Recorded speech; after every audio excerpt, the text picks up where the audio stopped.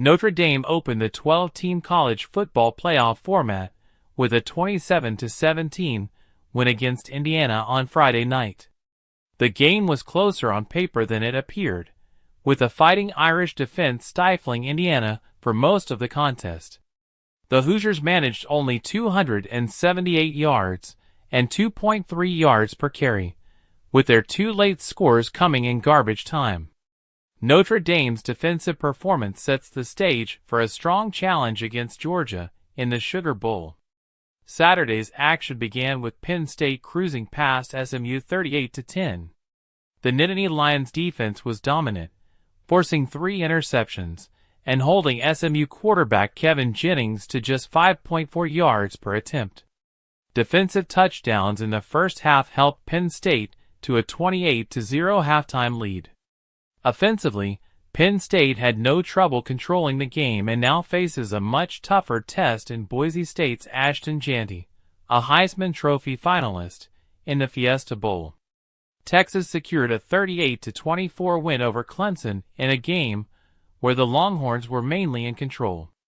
While Cade Klubnik's 336 yards and 3 touchdowns gave Clemson life late in the game, Texas defense held the Tigers to just 76 rushing yards and dominated the line of scrimmage. On offense, Texas ran for 292 yards and 4 touchdowns. The Longhorns are preparing for Arizona State in the Peach Bowl, hoping to sustain their momentum. Ohio State delivered the most decisive performance in the nightcap, defeating Tennessee 41-17. The Buckeyes jumped out to a 21-0 lead before a second-quarter interception gave the Volunteers a brief lifeline. Tennessee closed the gap to 21-10 at halftime, but Ohio State scored early in the third quarter and never looked back. Quarterback Will Howard's near-flawless performance, with 311 passing yards and 2 touchdowns, highlighted the Buckeyes' offensive efficiency. Jeremiah Smith and Emeka Egbuka shined as top targets, while the defense capitalized on Tennessee running back Dylan Sampson's limited availability. Ohio State heads to the Rose Bowl for a marquee rematch against Oregon. The playoff selection committee faces renewed scrutiny after lopsided losses by Indiana and SMU. Choosing SMU as the final at-large team over Alabama, Mississippi, or South Carolina stirred controversy, and their poor showing against Penn State only amplified the criticism. Similarly, Indiana's struggles against Notre Dame highlight the absence of a stronger SEC representative in the tournament. Blowouts in the opening round have reignited debates reminiscent of the 14 playoff era, but with more games left to play, the new format still has time to deliver compelling matchups. Ohio State's dominant display reestablished the Buckeyes as a national championship contender. After being overpowered by Michigan during the regular season, Ohio State rebounded with renewed energy and execution. Ryan Day's team looked prepared and motivated, benefiting from strong performances on both sides.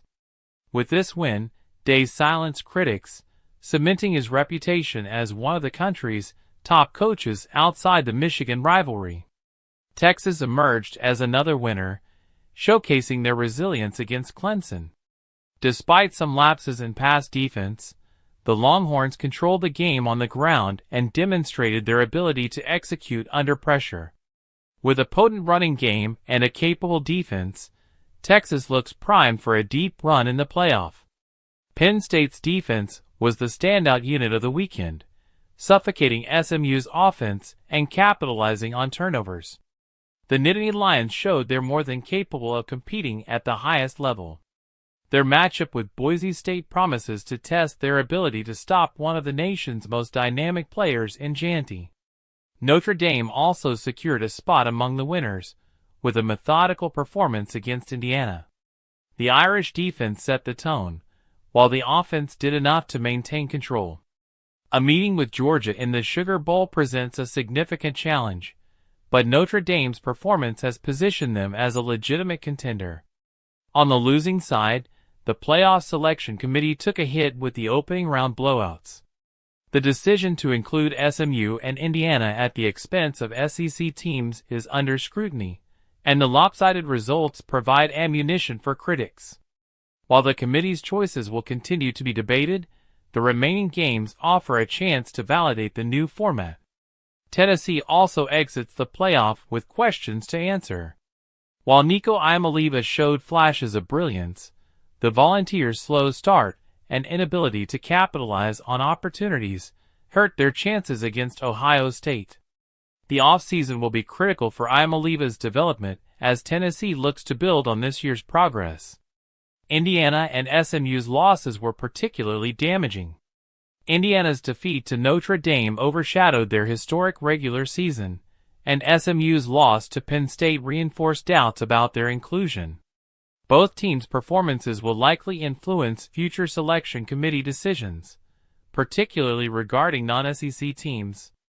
As the playoff moves to the quarterfinals, matchups like Ohio State-Oregon and Notre Dame-Georgia promise to bring higher stakes and, potentially, closer contests. The extended format still has the opportunity to deliver memorable games, even as the opening round raised familiar questions about parity and team selection.